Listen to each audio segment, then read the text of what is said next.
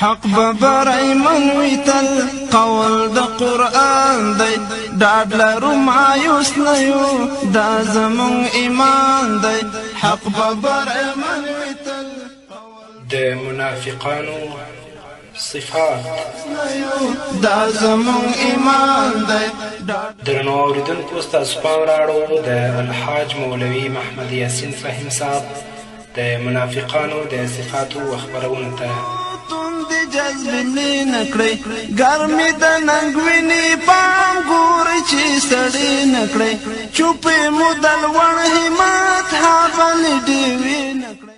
بسم الله الرحمن الرحيم. الحمد لله رب العالمين حمد الشاكرين، الصلاة والسلام على سيد الأنبياء والمرسلين سيدنا ونبينا وشفيعنا ومولانا محمد وعلى آله وأصحابه الطيبين الطاهرين. قدرمن اوریدونکو د ژوند د لارې د خپرونې مینوالو السلام علیکم ورحمت الله وبرکاته. ستاسو روغتیا او خوشحالي د پاک رب نه غواړم په دې هیله چې د صحت او عافیت جامې پر تن ولرئ او خوشحالي مو په برخه وي. دا دی زه محمد یاسین فهیم د ژوند د لارې د خپرونې په وړاندې کولو کې ستاسو په خدمت کې یم. قدرمنو اوریدونکو زموږ د نن ورځې د خپرونې موضوع د منافقینو صفات. غواړم چې په یو دوه خپرونو کې تاسو ته منافقین در وپیژنم. قدرمنو اوریدونکو نفاق یوه داسې خطرناکه او پټه ناروغي ده چې انسان پکې اخته وي خو پرې پوهیږي نه. عموما خلک ترې ناخبره وي. زیاتره وختونه انسان د دغه ناروغي ښکار شي او ځان د مفسد پر ځای مصلح ګڼي، لکه چې نن ورځې موږ خبرې اورو او وینو یې. په دې باندې هم پوه شئ چې نفاق په دوه قسمه دی، یو نفاق اکبر او بل نفاق اصغر. نفاق اکبر انسان د همیشه لپاره د جهنم تر ټولو ژورې کندې ته رسوي، لکه چې الله رب العزت په خپل کلام کې فرمایي ان المنافقین فی درک الاسفل من النار. مراد د دې نفاق اکبر دی. په نفاق اکبر کې اخته سړی په ښکاره پر الله جل جلاله، پر ملائکو، آسمانی کتابونو، رسولانو او د آخرت په ورځ ایمان راوړي، خو زړه یې له دغه شیانو خالی او د دغو تکذیب کوونکی وي. دا سړی پر هغه ذات هم ایمان او یقین نه ساتي چې د ده د خوښې هدایت ورکوي، د هغه له عذابونو او نیوکو نه ویریږي. الله رب العزت په قرآن کریم کې له منافقینو څخه پرده پورته کړې، د دوی رازونه یې ښکاره کړي او خپلو بندګانو ته د دوی حقیقت ښکاره کړی چې له دوی او صفاتو څخه ځان وساتئ. الله رب العزت په سورة بقره کې د دغه خلکو درې قسمونه بیان کړي، یو مؤمنین، بل مشرکین او دریم منافقین. الله رب العزت د مؤمنانو په اړه 4 آیتونه نازل کړي، د کفارو او مشرکینو په اړه 2 آیتونه او د منافقینو په اړه 14 آیتونه را نازل کړي دي، ځکه چې د منافقینو شمیر زیات دی او عام خلک د دوی له وجې په شر کې مبتلا وي. اسلام او مسلمانانو ته تر ټولو زیات تاوان له همدوی نه رسېدلی او لا رسیږي، او همدوی د اسلام تر نورو دښمنانو اسلام ته زیات خطرناکه دي، ځکه چې دغه خلک د اسلام وفادار او د هغه د نصرت او دعوت داعیان بلل کیږي. حال دا چې دوی په پټه د اسلام سخت دښمنان دي او هر وخت د اسلام په خلاف د مکر، فریب او سازشونو په تیاری کې مصروفه وي او خپل پټ عداوت او بغض په نوو طریقو ښکاره کوي.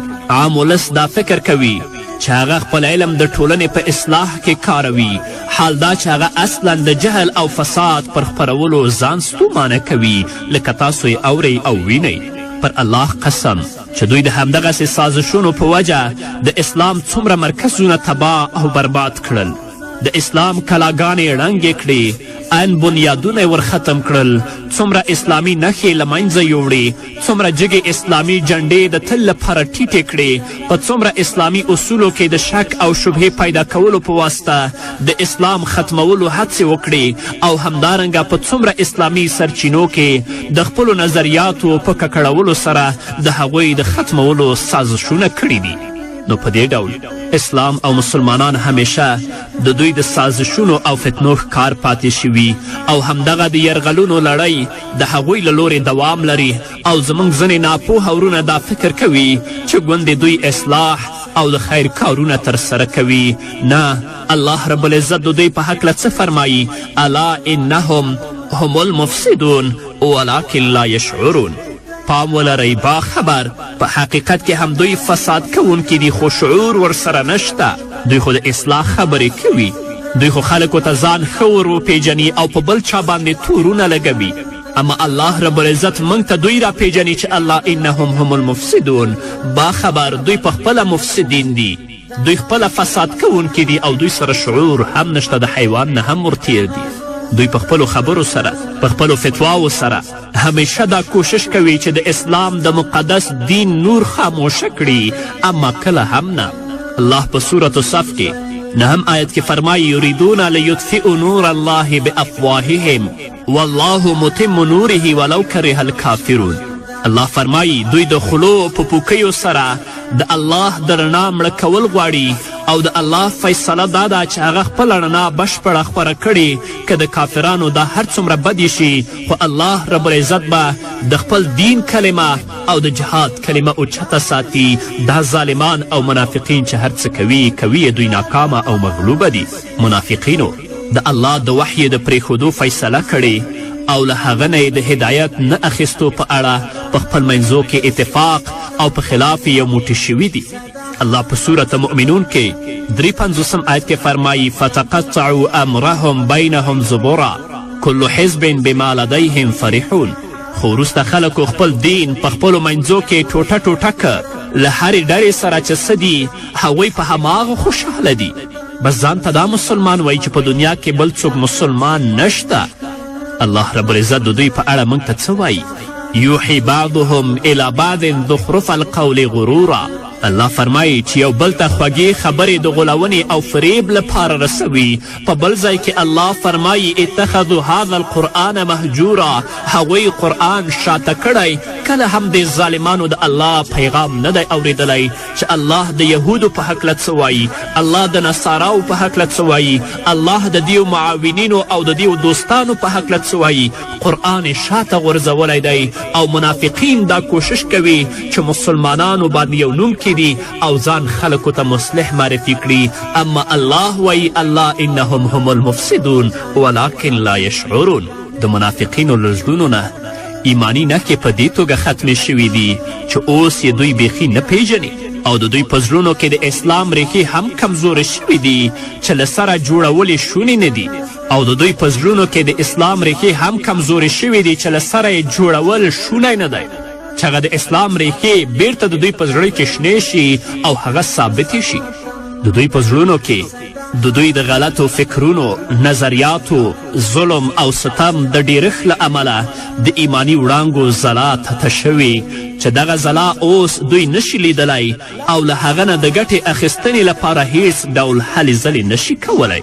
دوی د خپلو باطلو افکارو او نظریاتو پر مټ له دغه هدایت سره په ټکر اخیستلو هیڅ باک نه ګڼي. په دې ډول د الهي وحی قاطع نصوص یې د یو حقیقت له بڼې وویستل او د اعتماد او یقین لارې سره بیلې کړې. نورې لا دا چې په باطلو تأویلاتو او دلیلونو یې په دغو سپېڅلو حقیقتونو کې تحریف او لاسوهنې او پرله پسې حملې شروع کړې.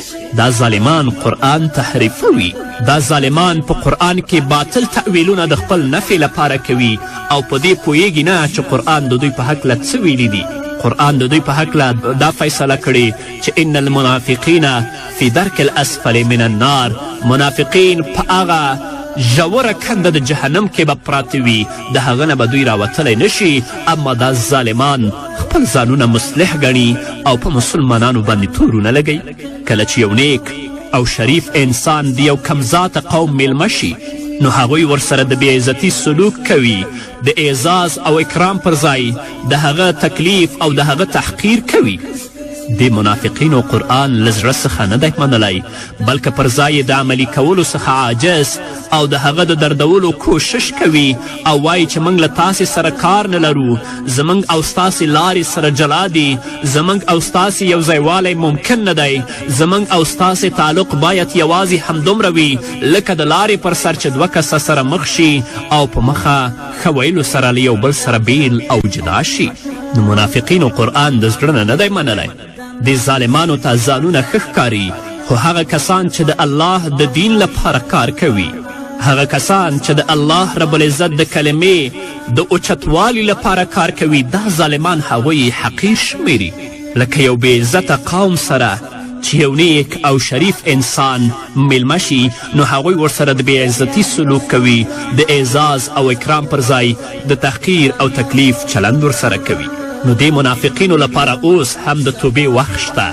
راشي خپل نفاق پرېږدئ، خپله غلامي پرېږدئ، خپله بدبختي پرېږدئ، خپل لاسونه الله ته لپه کړئ، د خپلو ګناهونو او د خپل منافقت څخه توبهګار شئ تر څو چې الله رب العزت په تاسو باندې رحم وکړي. تر کله یو ورځ به داسې راشي چې الله رب العزت به تاسو په خپل حضور کې دروي او الله رب العزت به ستاسو ظالمانو نه پوښتنه کوي د خپل قدرت لپاره، د خپل د قدرت ساتلو لپاره، د خپل مادیاتو او د سرمایې ساتلو لپاره، د خپلو تعمیرونو او بلډینګونو پارتمانونو ساتلو لپاره ظالمانو د الله دین مه پرېږدئ. او هغه کسان چې د الله د دین لپاره کار کوي په هغو باندې تورونه مه لګوئ.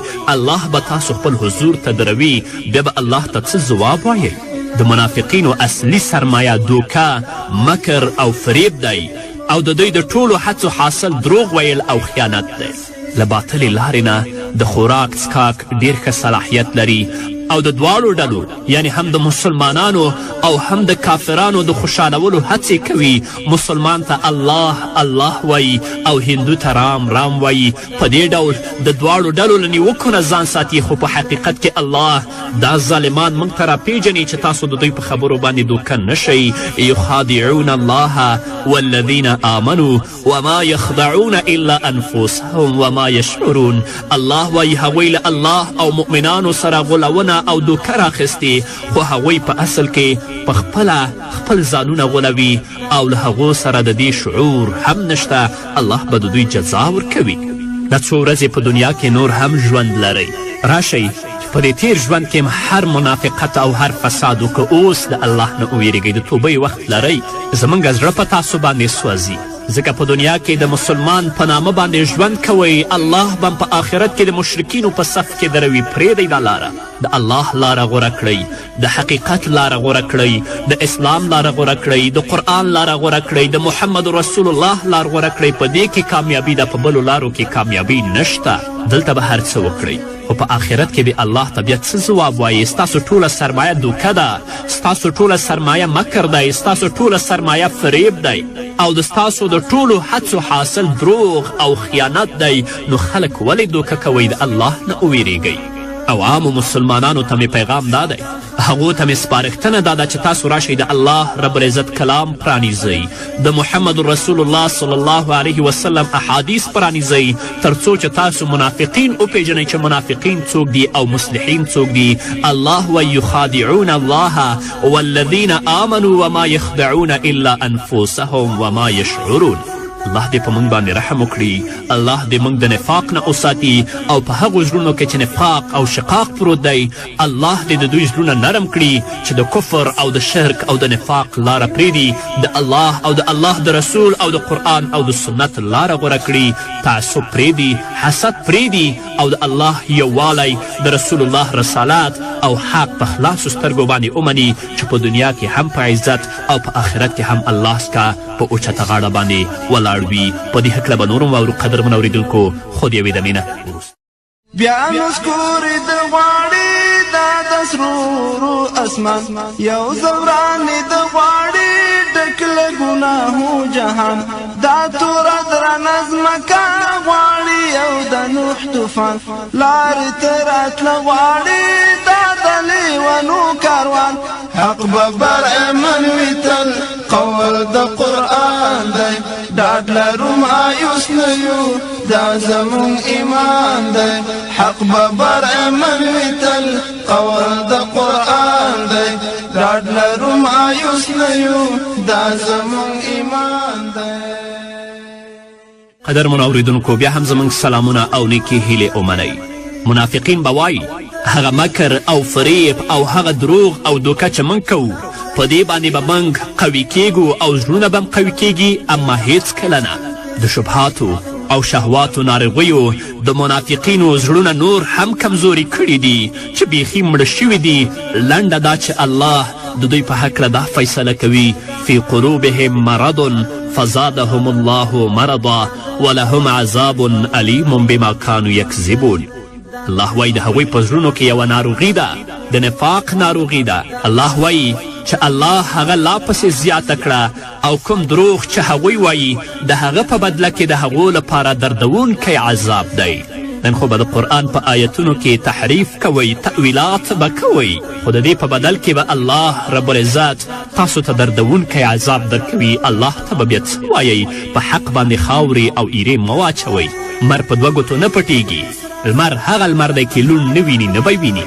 د دغو منافقینو دغه د شکونو او شبهاتو افکار چې کله د چا په ایمانی صادر کې ونښلي نو هغه ریښې ریښې کړي او دغه له فتنو ډک بڅرکي یې کوم زړه ته ورسیږي هغه لولپه کړي. دا داسې مرض دی کومو غږونو ته چې دغه د شبهاتو او شکونو خبرې ورسیږي د هغوی له زړونه ایمان او یقین ختم شي، ځکه د دې منافق خبره نور ظالمان هم اوري نو د هغو زړونه هم نفاق وباسي. لنډه دا چې قدرمنو اوریدونکو دا یو داسې شر او نه ختمیدونکی فساد دی چې عام ولس ترې ناخبره دی او د دوی حال داسې دی چې الله یې موږ ته بیانوي. واذا قیل لهم لا تفسدوا فی الارض قالوا انما نحن مصلحون. کله چې هغوی ته وویل شول چې په ځمکه کې فساد مه کوئ نو هغوی وویل چې موږ خو اصلاحات راوستونکي یو. دې ظالمانو ته موږ وایو چې فساد پرېږدئ، منافقت پرېږدئ، د الله په کلام کې باطل تأویلات مه کوئ، نو دا خو د منافقینو صفت دی. دوی وایي چې انما نحن مصلحون، موږ اصلاح راوستونکي یو، حق بیانوو. او حال دا چې دې ظالمانو حق تر پښو لاندې کړی، په حق باندې خاورې اچولي دي او خپل نفاق او شقاق ته وده ورکوي د دې دپاره چې د دوی سرمایې، د دوی کورونه او د دوی جایدادونه خوندي شي. الله ته به څه وایي؟ الله به د خپل حضور کې نه دروي. د دغو منافقینو په اند قرآن او سنت عمل کوونکی سړی له عقل او پوهې نه بې برخې دی او د کتاب او سنت له نصوصو سره تړاو لرونکی سړی د دوی په نزد هغه خر دی چې کتابونه پرې بار دي او له علم او پوهې نه خبر نه وي. دغه ټول قوت او توانایي یوازې د بار په اوچتولو مصرفیږي. د دوی په اند پر الهي وحی عمل کوونکي تاواني دي او د هغه عمل د قبلولو وړ نه دی. همدارنګه هغه خلک چې په قرآن او سنت یې منګوړې لګولي د دوی په نزد کمعقلان دي او دغه منافقین په خپل مجلس کې ورپورې ملنډې وهي. او دوی پوهیږي نه چې خپله تباه او برباد دي، خپله ذلیل دي. څومره د ژوند به په دنیا کې لري خو الله به یې د آخرت په ورځ د جهنم هغه ښکته طبقه کې غورځوي، لکه چې الله فرمایي ان المنافقین فی درک الاسفل من النار. الله د دوی په هکله څه وایي؟ واذا قیل لهم آمنوا کما آمن الناس قالوا انؤمن کما آمن السفهاء الا انهم هم السفهاء ولكن لا يعلمون. کله چې هغوی ته وویل شول څنګه چې نورو خلکو ایمان راوړی دی هماغسې تاسې هم ایمان راوړئ، نو هغوی ځواب ورکه چې آیا موږ د کمعقلانو غوندې ایمان راړو؟ پام لرئ په حقیقت کې الله وایي هم دوی په خپله کمعقلان دي خو دوی نه پوهیږي. دوی به صحابهو ته کمعقلان ویلي.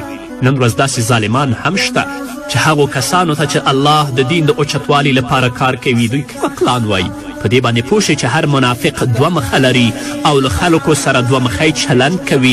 یو هغه مخ او انداز چې پکې له مسلمانانو سره معامله کوي، دویم چې له خپلو کافرو ورونو سره پرې اړیکې ساتي. همدا ډول دوه ژبې هم وي.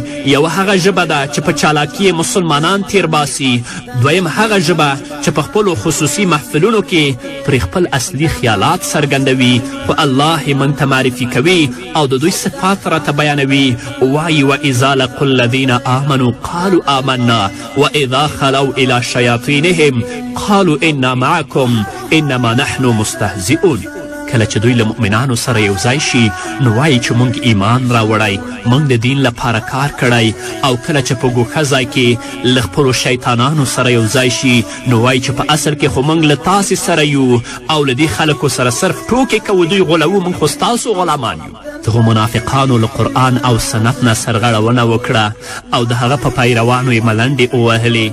هغوی ته یې په سپکه سترګه وکتل، په خپل تش په نامه علم باندې نازېدلو سره د قرآن او حدیث د الهامي حکمونو له منلو انکار وکړه. د دوی د ظاهري علم حقیقت یوازې همدومره دی چې د ده په زیاتېدو سره یوازې د دوی تکبر زیاتیږي او بس.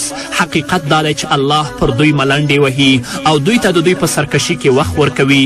حال دا چې د دوی عقلونه ړانده دي، د دې منافقانو حال الله رب العزت موږ ته داسې راښیي: اولئک الذین اشتروا الضلالة بالهدى فما ربحت تجارتهم وما كانوا مهتدین. الله وایي دا هغه کسان دي چې د هدایت په بدل کې ګمراهي پیرلې ده، خو دا تجارت د دوی لپاره ګټور نه دی او دوی هیڅکله پر سمه لار نه دي روان او په سمه لار نه دي. دا علم د دوی دپاره عذاب دی، ځکه چې فاسد تاویلات کوي او الله به جزا ورکوي. د ایمان رڼا د لږ وخت لپاره د دوی په وړاندې وي چې د هغه په رڼا کې د هدایت او د دوی بېلاریتوب ځایونه بیل ښکاري او بیا هغه رڼا مړه شي او یوازې یو اور غوندې پاتې شي چې د دغه اور نیول او غصه ډیره سخته ده. دوی له دغه اور سره مخ وي او د دغه اور په تیارو کې لار ورکې ګرځي. الله وایي: مثلهم کمثل الذي استوقد نارا فلما اضاءت ما حوله ذهب الله بنورهم وتركهم في ظلمات لا يبصرون. د دوی مثال داسې دی لکه چې یو څوک اور بل کړي او چې کله اور دغه ټوله شاوخوا رڼا کړي او کله چې اور د هغه ټوله شاوخوا رڼا کړي نو الله د دوی د سترګو بینایي ورنه واخلي او دوی په داسې حال کې پرېږدي چې په ترږمو کې د دوی په سترګو کې هیڅ نه ښکاري. دغو منافقینو زړونه مړه دي، پر سترګو یې پرده خوره ده او ژبې ګونګۍ دي. دوی ایماني غږ نشي اورېدلی، نه د قرآن حقیقت درکولی شي او نه حق وینا کولی شي، بلکې د خپلو بادارانو لپاره څه نه څه په مسلمانانو تورونه لګوي. الله یې بیا موږ ته منافقین راپېژني او وایي: سمن بکمن عمین فهم لا یرجعون. دوی کاڼه دي، ګونګیان دي، ړانده دي، نو دوی اوس نه راګرځي. پر انسان د الهي وحی هغه باران وشو چې له امله یې زړونه او روحونه ژوندي او تازه کېدل. خو منافقینو له هغه شرعي مکلفیتونو پرته چې ټول انسانان پرې پابند شوي او د بد عملیو په نتیجه کې د تهدید، وعید، جزا او سزا پرته نور هیڅ وانه اورېدل، نو هغوی د سرغړونې په کولو په خپلو غوږونو کې ګوتې واچولې، په خپلو کالیو یې خپل مخونه پټ کړل او په تیښته یې شروع کړه.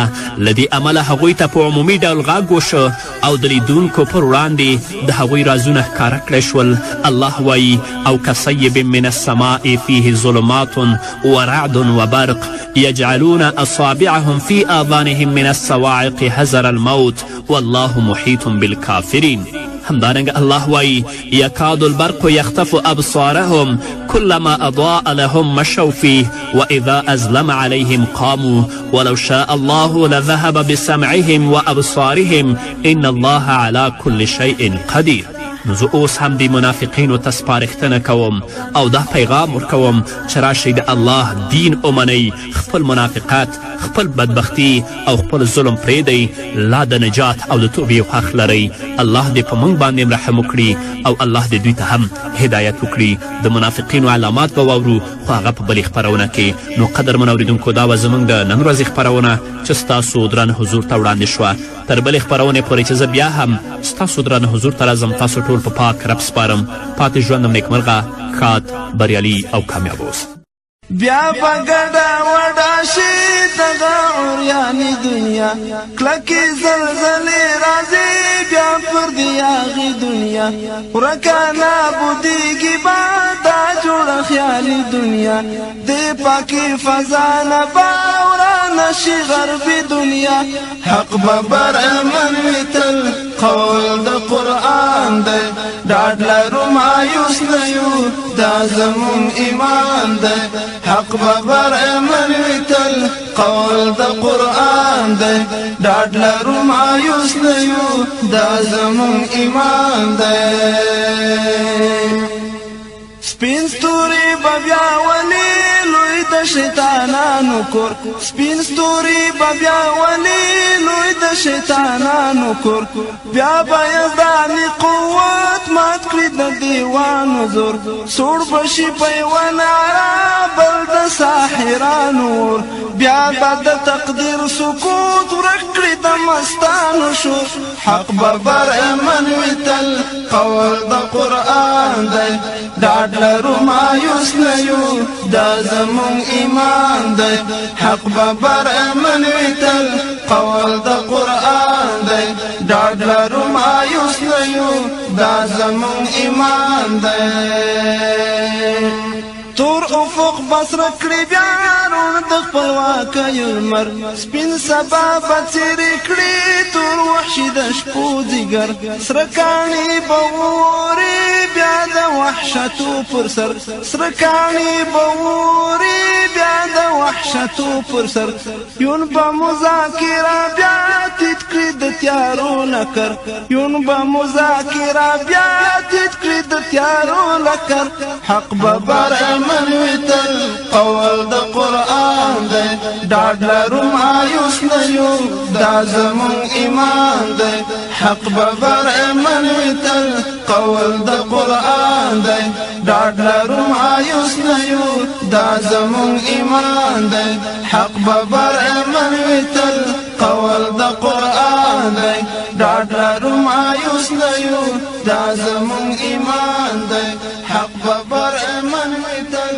قول د قرآن دی ډاډ لرو مایوس نه یو دا زمون کله ګناهو جهان دا تور در نظم کا غواړي او د نوح طوفان لارې تراتله غواړي دا د لیونو کاروان حق به برمن وي تل قول د قرآن دی ډاډ لرو مایوس نه یو دا زمون ایمان دی حق به برمن وي تل قول د قرآن دی ډاډ لرو مایوس نه یو دا زمون ایمان دی قدرمنو اوریدونکو بیا هم زموږ سلامونه او نیکې هیلې ومنئ منافقین به وایي هغه مکر او فریب او هغه دروغ او دوکه چې موږ کوو په دې باندې به موږ قوي کیږو او زړونه به هم قوي کیږي اما هیڅکله نه د شبهاتو او شهواتو ناروغیو د منافقینو زړونه نور هم کمزوري کړي دي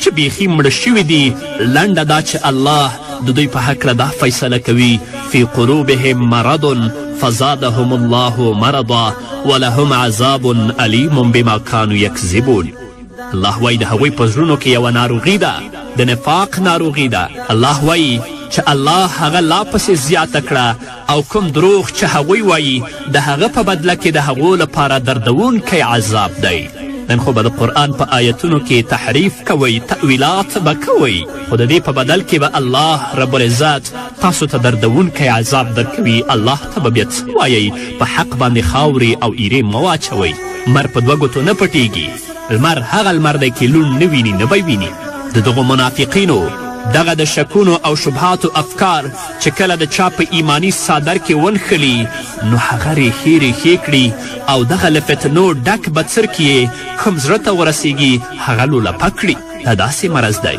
کومو غږونو ته چې دغه د شبهاتو او شکونو خبرې ورسیږي د هغوی له زړونه ایمان او یقین ختم شي ځکه د دې منافق خبره نور ظالمان هم اوري نو د هغو زړونه هم نفاق وباسي لنډه دا چې قدرمنو اوریدونکو دا یو داسې شر او نه ختمیدونکی فساد دی چې عام ولس ترې ناخبره دی او د دوی حال داسې دی چې الله یې موږ ته بیانوي واذا قیل لهم لا تفسدوا فی الارض قالوا انما نحن مصلحون کله چې هغوی ته وویل شول چې په ځمکه کې فساد مه کوئ نو هغوی وویل چې موږ خو اصلاحات راوستونکي یو دې ظالمانو ته موږ وایو چې فساد پرېږدئ منافقت پرېږدئ د الله په کلام کې باطل تأویلات مه کوئ نو دا خو د منافقینو صفت دی دوی وایي چې انما نحن مصلحون موږ اصلاح راوستونکي یو حق بیانوو او حال دا چې دې ظالمانو حق تر پښو لاندې کړی په حق باندې خاورې اچولي دي او خپل نفاق او شقاق ته وده ورکوي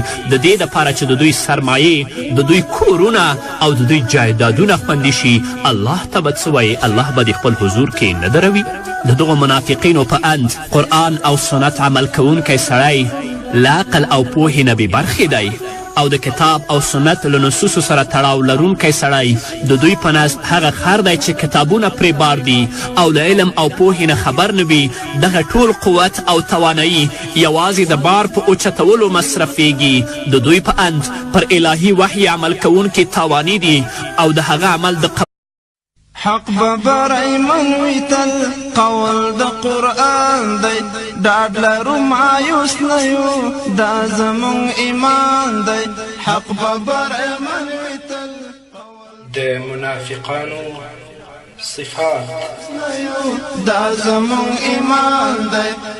درنو اوریدونکو ستاسو پام راړو د الحاج مولوي محمد یاسین فهیم صاحب د منافقانو د صفاتو خبرونو ته.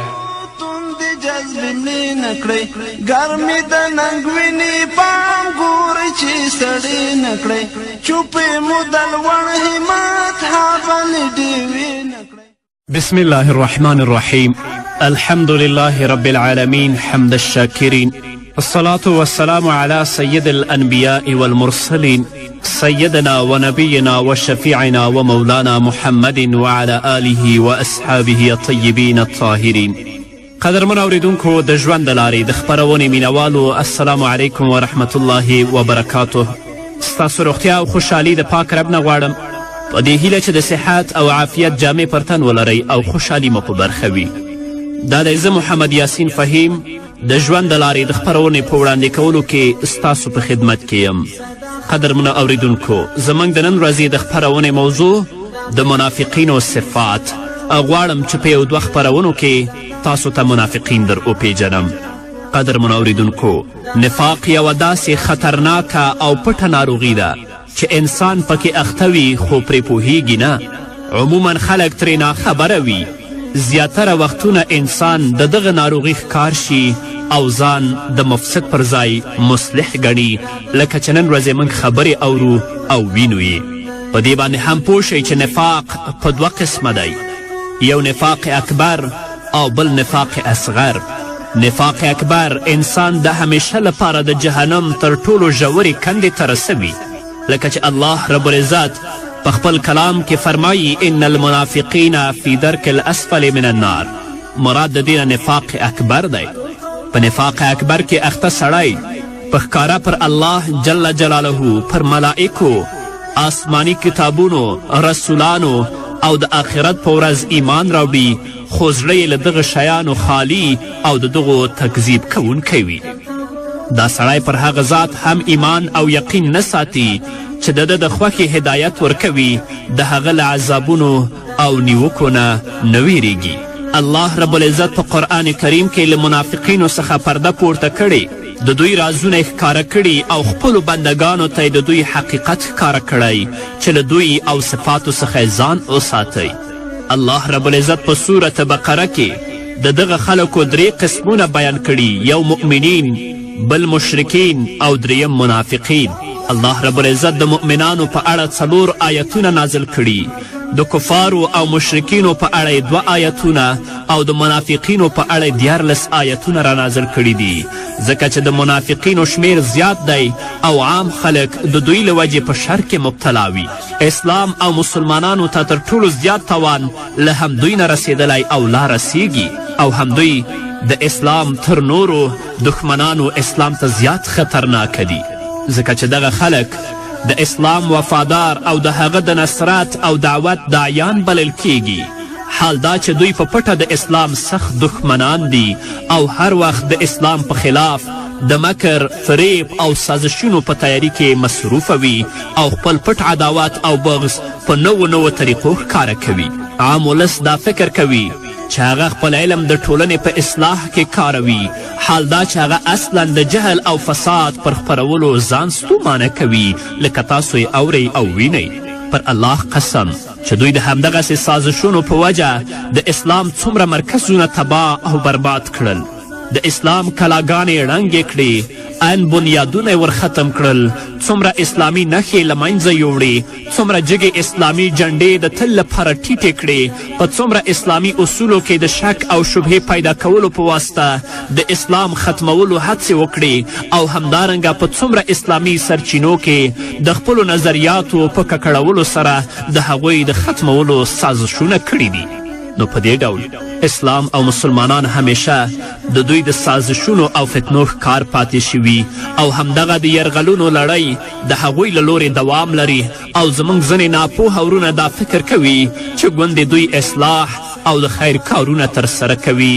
نه، الله رب العزت د دوی په هکله څه فرمایي؟ الا انهم هم المفسدون ولکن لا یشعرون. پام ولرئ، با خبر په حقیقت کې هم دوی فساد کوونکي دي، خو شعور ورسره نشته. دوی خو د اصلاح خبرې کوي، دوی خو خلکو ته ځان ښه ور وپیژني او په بل چا باندې تورونه لګوي، اما الله رب العزت موږ ته دوی راپیژني چې الله انهم هم المفسدون. با خبر دوی په خپله مفسدین دي، دوی خپله فساد کوونکي دي، او دوی سره شعور هم نشته، د حیوان نه هم ورتیر دي.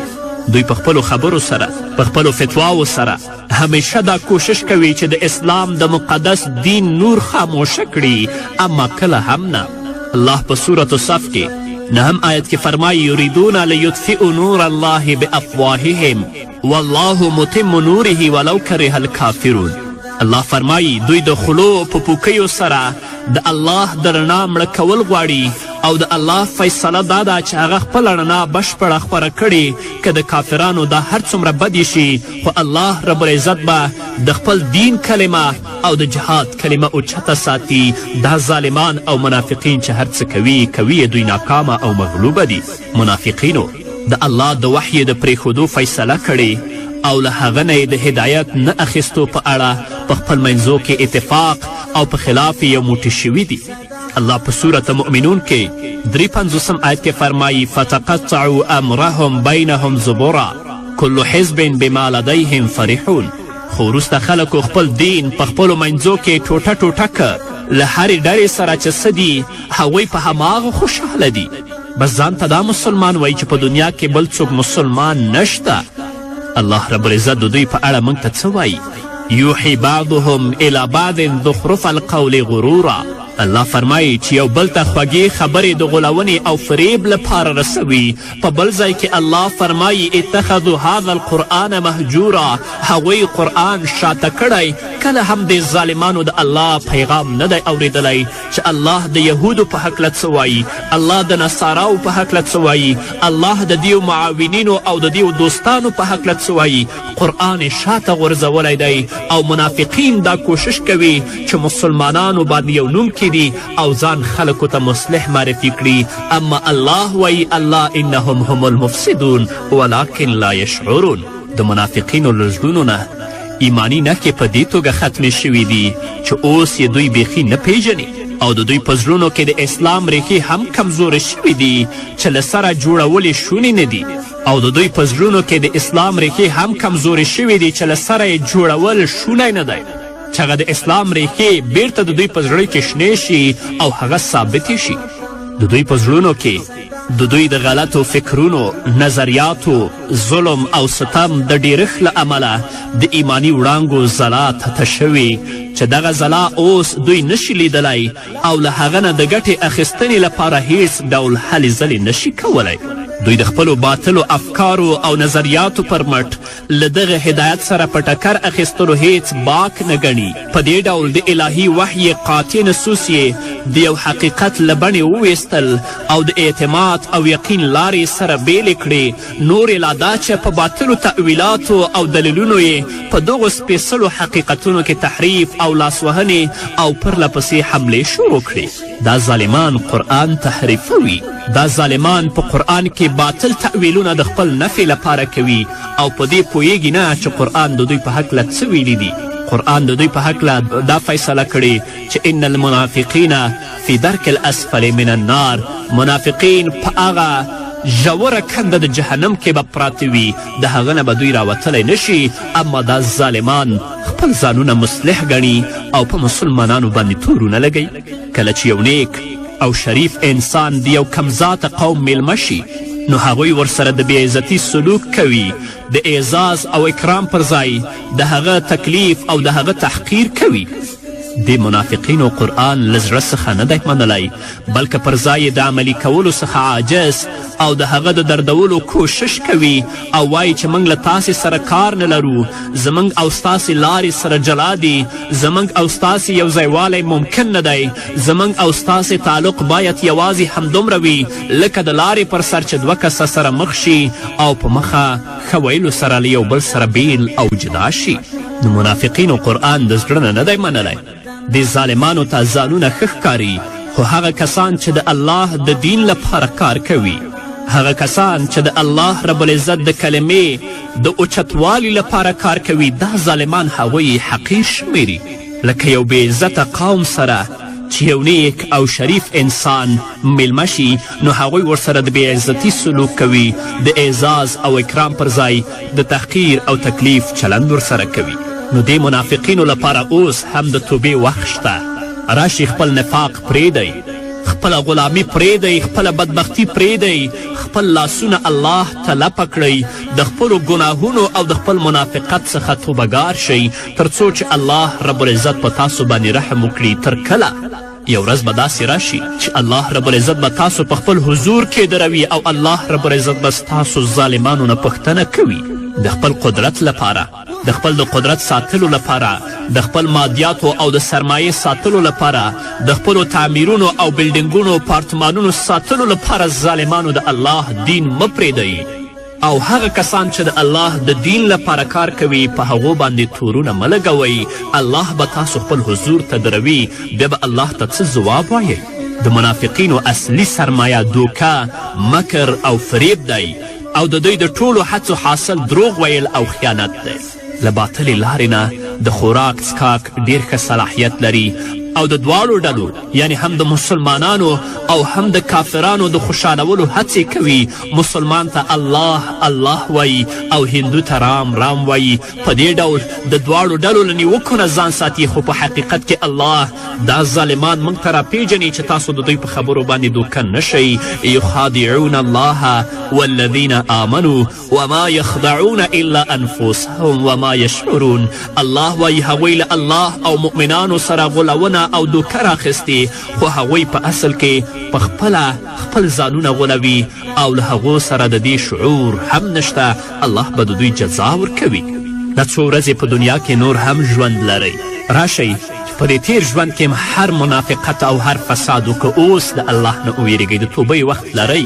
زموږ زړه په تاسو باندې سوځي ځکه په دنیا کې د مسلمان په نامه باندې ژوند کوئ. الله به په آخرت کې د مشرکینو په صف کې دروي. پرېږدئ دا لاره، د الله لاره غوره کړئ، د حقیقت لاره غوره کړئ، د اسلام لاره غوره کړئ، د قرآن لاره غوره کړئ، د محمد رسول الله لار غوره کړئ. په دې کې کامیابي ده، په بلو لارو کې کامیابي نشته.